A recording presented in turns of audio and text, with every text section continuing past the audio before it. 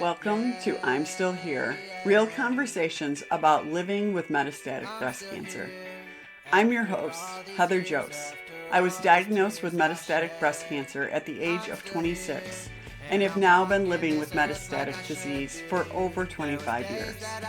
This podcast is a space for honest conversation about what it actually looks like to live with metastatic cancer, the challenges, the realities, and the ways we continue to build meaningful lives alongside this disease.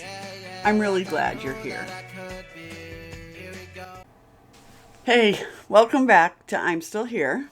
I'm Heather, and today I'm doing something that feels a little vulnerable, even to me. And I feel like I have put it pretty much all out here for you over the last 250 episodes. Today I want to talk about something that has just been a challenge for me. I'm not going to start with a topic or a framework or something that I figured out. I'm going to just talk about something that's sort of been inside of me. I've been feeling really alone lately. I think honestly, some of it probably started after coming back from San Antonio, the breast cancer symposium, just because it was such a monumental event for me. It's the first time I had gone. And honestly, I just felt so seen there.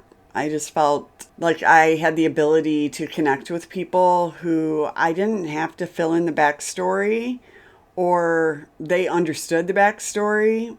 And honestly, because they live in that world too, they want to talk about those kind of things.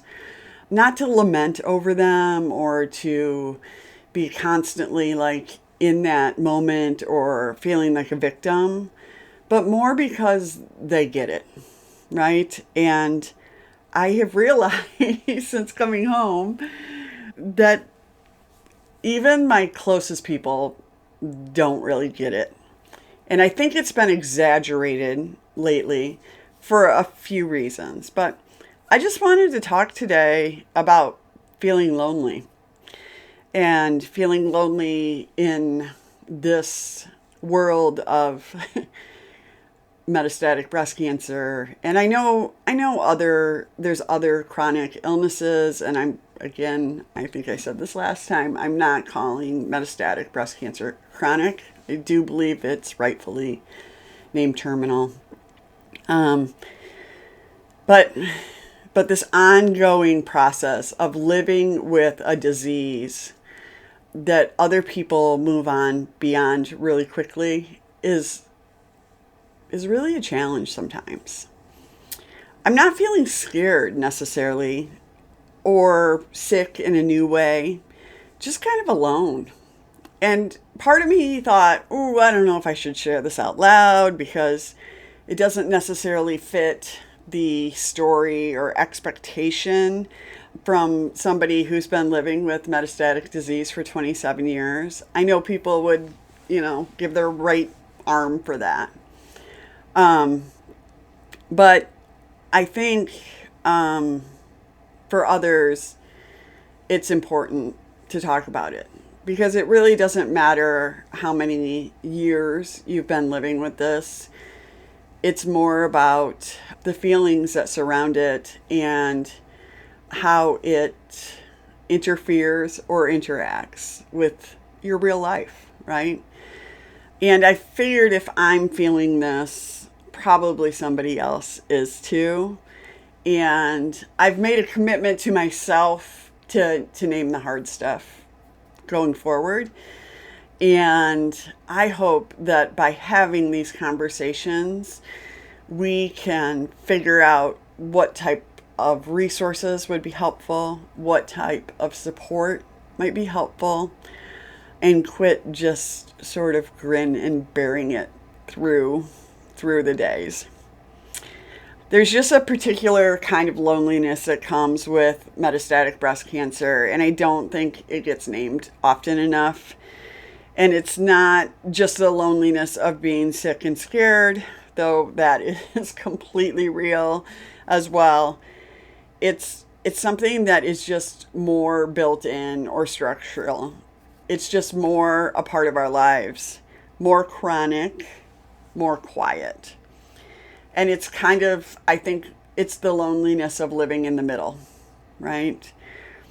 Too sick for the healthy world to fully include you, not visibly sick enough for people to really understand what you're carrying. I don't know if sick is the best word, but I don't have a better one right now. You don't look like somebody's idea of a cancer patient, or I certainly don't, right? Heck, I this week at work, this is crazy. We had two people come in who both have metastatic disease. And my colleagues literally were talking about them as it being, the end of their life.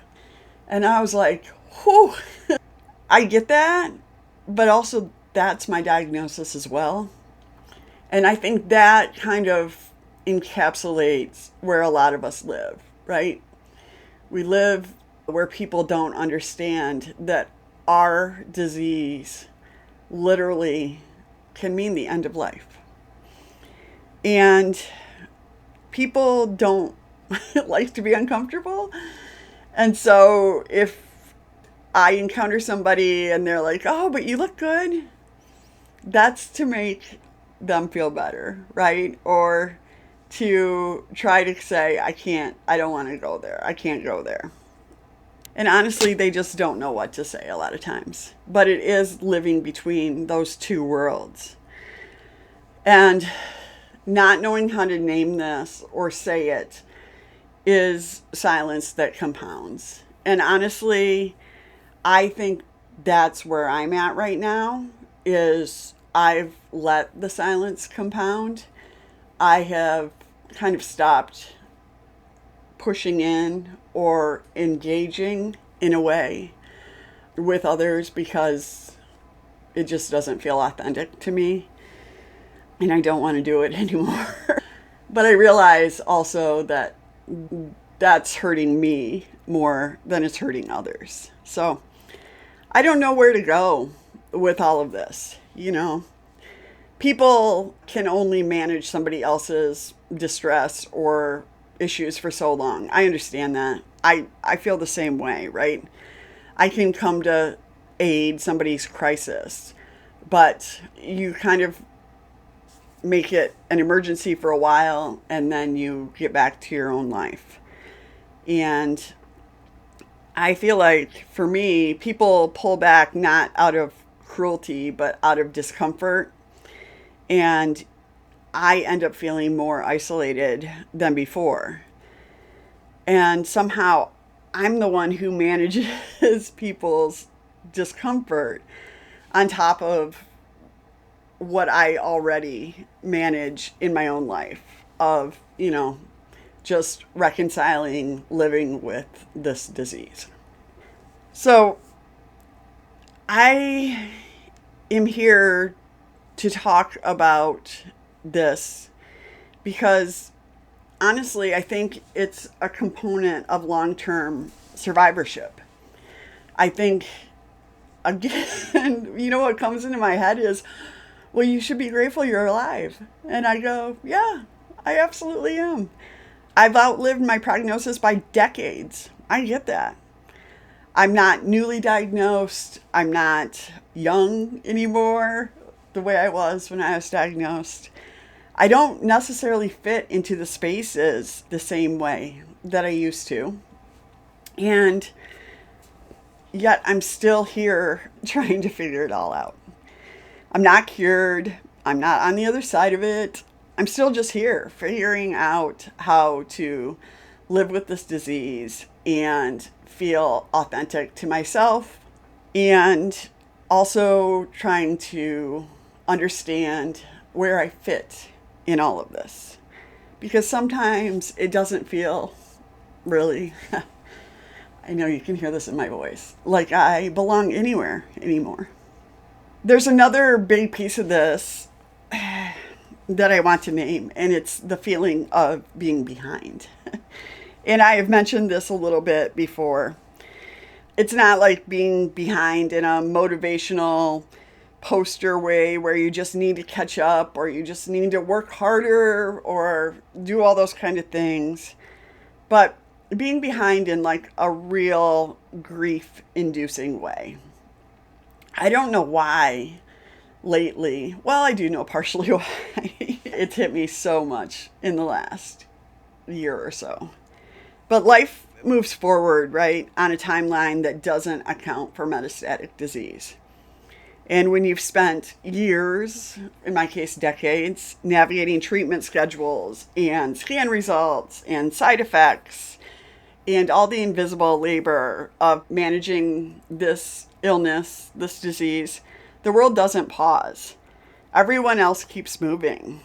And what I'm finding is that you look up and you realize that there's a distance between your life and the life you imagined running alongside.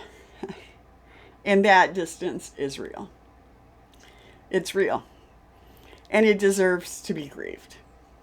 The specific version of that feeling that I've been sitting with lately, and I want to say it plainly because I don't think people with metastatic breast cancer say it enough, is financial behindness. My friends are retiring and preparing to retire, and they have conversations about when they can stop working and what the next chapter looks like and what they've built. And I'm sitting in those conversations, nodding along, and inside I'm holding this truth that I'm not there. I'm not close. I like to think that everything is going to magically work out and we're going to get there.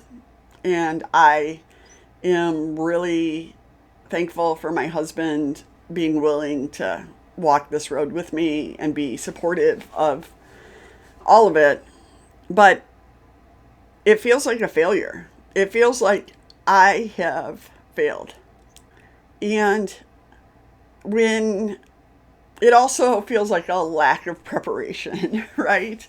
Like I didn't prepare well enough. And that's what we're always told, right? But what I'm also sitting with is that it's not necessarily a personal failure.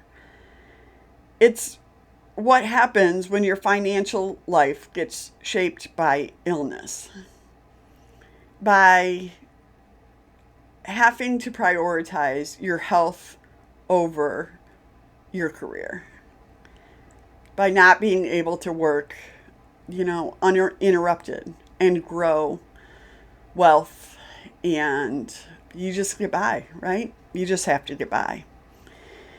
Decisions are made around treatment and health and energy level and all of those things rather than dreams and wants and hopes, right? But the cost of this is that decades of uncertainty don't allow for great financial planning. And even though I can look at my friends or colleagues who are in similar, whatever, brackets financially, that kind of stuff, it just feels like, whoa, what's going on? The retirement conversation assumes that you've had decades of uninterrupted accumulation. It assumes the future was something you could plan toward with confidence. And when you've been living with metastatic disease since you were 26, that assumption doesn't fit my life, right? Or your life. And most of the time, I don't say that in the room. I just carry it. We talk a lot about, we've made decisions along the way to always kind of YOLO. And I think that's our way of putting kind of frosting on something that just honestly isn't pretty in terms of the ability to move up and toward our dreams over years. And honestly, I know that there's also probably a group of you that are working to the point of you don't know if you can keep going because managing both a full time job and a full time disease is really, really tough. And that's, I think, where the grief comes in for me. It's a complicated, layered grief that holds gratitude for still being here alongside the weight of what still being here has cost. And both of these things are true at the same time, and they don't cancel each other out. So when I am in a group with other people who have not managed something like this, it feels like I did something wrong.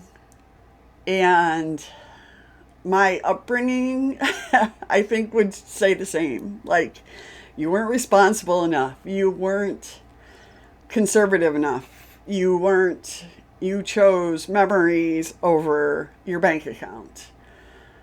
And all of it just accumulates in guilt and grief. And, it's exhausting. And it's also not something that you talk about in social circles. So, hey, somehow my podcast became a more honest place than my friends. So I think that leads into what I also came here to talk about, which is withdrawal and the comparison underneath all of that, right? So what actually surprised me when I sat with it, honestly, was that I'm creating isolation for myself. I've been pulling back from friends, from family, from reaching out first, from planning the gathering, from all of those things. I think on the surface it can look like I'm busy or tired, which is definitely sometimes true, absolutely. But underneath it, if I'm being honest, it's something harder than that. It is comparison and it's grief. I can't turn off my brain when I show up at conversations or gatherings. And it's not unusual for me to come home feeling worse than when I left. Not because anything bad happened, but because I'm watching people step into things, retirement, financial freedom, an ease about the future. And the distance between their life and mine feels really loud, like really loud in those moments. And rather than feel that over and over, it's just easier to disappear. Which means I'm now making myself more lonely and isolated. I've compounded the problem trying to protect myself from the pain of it. That's the thing about comparison and grief, right? They don't just hurt you in the moment, they start to reshape your behavior. You start making smaller and smaller circles. You stop reaching out first. And in my case, I've just stopped reaching out. I feel like I've tried to have the hard conversations with people who are close to me. And honestly, I don't know. It doesn't do anything for me when it's all said and done. Or there isn't reciprocation. And I've spent a long time going, well, people are busy and they live their own lives. And that's true.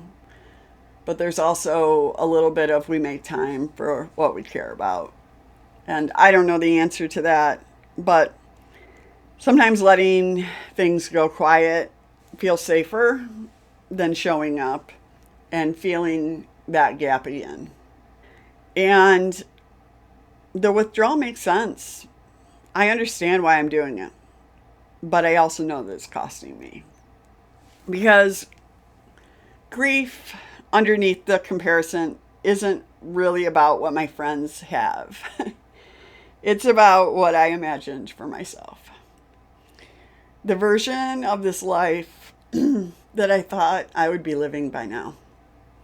The comparison is just a mirror that shows me that grief the most clearly. And finding the good in the middle of that, like really finding the good, not performing it, not bypassing the hard stuff to get to a happy, tidy, positive, is something that I'm still working on. Some days I can hold both, the grief and the good, right alongside each other. Sometimes the grief is louder. And I'm learning to let that be true without making it mean that something is wrong with me. Because if I'm honest, I feel like sometimes the pushback to me is that something is wrong with me. And maybe I'll just add a note here to go. I'm not saying that I shouldn't maybe look at, is this depression or is this something that I need to discuss in therapy? I've been to therapy before, and for me, it's more, I'm open. I'm open to it. But I'm also at a place right now where I'm like, I don't know how much more I can fit in managing my health and my life. So, if you're still here listening to this, I feel like maybe there's a reason, and maybe you understand. There's another layer of this, and sometimes this one I think might be the quietest and the most exhausting. Where it used to give me energy, I don't know if it does anymore. And that is daily conversations that happen on the surface. The weather, the weekend, what's for dinner. Yeah, I handled dinner with crock-pot meals. That's been a win. But just a casual, normal, surface level human exchange. I participate in it. I'm good at it. I smile. I engage. I try to remember to ask about other people as well and what is up with them. But I'm also holding all of this alongside of it. I'm holding this grief that keeps getting heavier. And I don't know. I don't know. It's, 27 years of navigating mortality, right? It's of living with uncertainty as a daily companion, of learning things about life and identity and what actually matters the most that people won't confront until they're much older, if ever. I think sometimes it makes me look like I don't have compassion, especially in instances where people have lost maybe parents or people who have lived long lives. And I look at that and think, wow, they were lucky to live that long. But I understand that still means I don't have this person that I care about in my life. But I just think it hits a little differently for me. And most of this does not show up in my conversations because we don't get into all this. Because when people ask, how are you? They are waiting for you to say, I'm fine. And if you vary from that, if you go off that path, which I used to do all the time, honestly, when I was first diagnosed, they don't know how to handle it. They just don't. I've learned just to give it to them. I'm fine. I'm okay. Life is good. Da da da da da. And honestly, sometimes it's just easier to keep it surface too. Not because other people can't hold it, but because I'm tired of being the heavy thing in the room. And that hits so hard for me. I I just don't know how to live on the surface right now. I feel like our world is full of things that people don't talk about because it's uncomfortable. And I honestly get more energy from being able to discuss hard things than just go on throughout my day. I've learned to protect people from the fullness of my experience. I've gotten good at editing myself in real time so that others can stay comfortable. And that protection, as necessary as it is sometimes, just isolates me further, right? Because what I'm actually longing for isn't for someone to listen, it's to be like fully met, to have the depth of this life, the real, complicated, hard won, meaningful depth of it actually show up in the room. And that just doesn't happen often enough for me. And that's, I think, where the grief really lives. So I don't have the answers for any of this. And there's not a lot that I know necessarily. But I do know that the isolation that I'm describing isn't a sign that something has gone wrong. It's a side effect of metastatic breast cancer that never appears in the clinical notes. It's part of this disease. It's real and it deserves to be named without an asterisk or an apology or something's wrong with you. You can be loved and still be lonely in a specific unnamed way. You can be grateful and still grieve the financial ground that you didn't get to build. You can be surrounded by good people and still feel the exhaustion of living at the surface when your life is so much more than that. You can be pulling back from the very people who could help you and understand exactly why you're doing it and still not quite know how to stop. And you can be 27 years into this and still have days or weeks where the loneliness is loud. If you've been nodding along with this today, if you've sat in a conversation about things that pierce your heart, and I know, like right now for me, it's retirement. 26 years ago, it was children. The loss of what could have been, it's devastating. It doesn't mean that it's not recoverable. It just means that it's okay to talk about it. And you're not too much.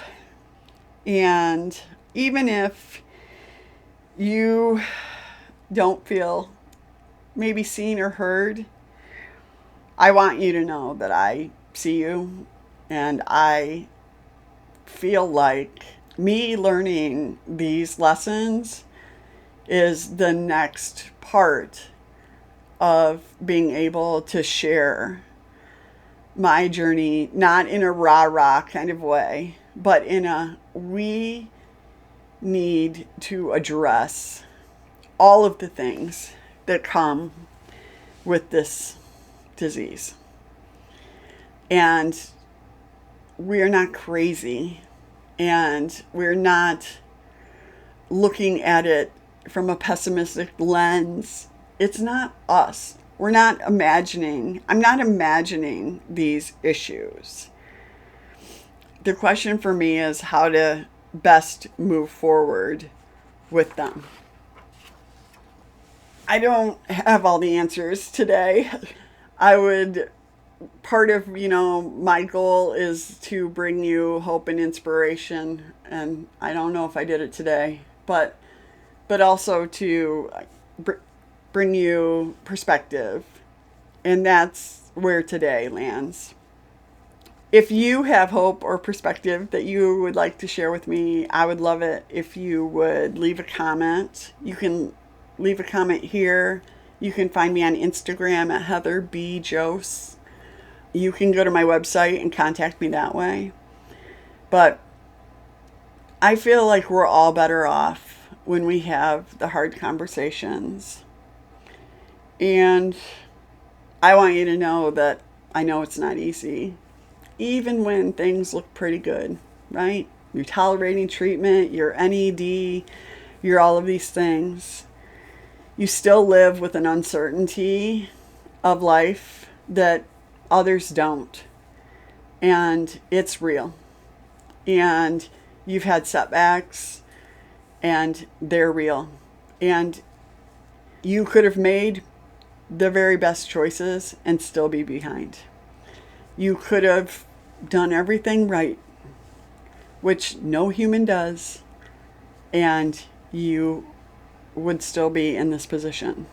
So I just want you to know that I see you in that, and we can just keep walking through this together. I'm still here, and so are you, right? And ultimately, we're going to continue to figure this out. And I'm just really happy that you spent some time with me today. And I would love to hear back from you. All right. Have a great week, even in the midst of all this stuff. Thank you for listening to I'm Still Here. If this episode really resonated with you, one of the best ways you can support the podcast is by sharing it with someone else who you think would benefit from it. If you have questions or a topic you'd like to cover in future episodes, you can reach me through the contact form at www.heatherjose.com. And if you've been living with metastatic breast cancer for 10 years or more, and you would like to share your story, you can apply to be a part of the Sensational Survivor series using the link in the show notes. Thanks for being here. I'll see you next week.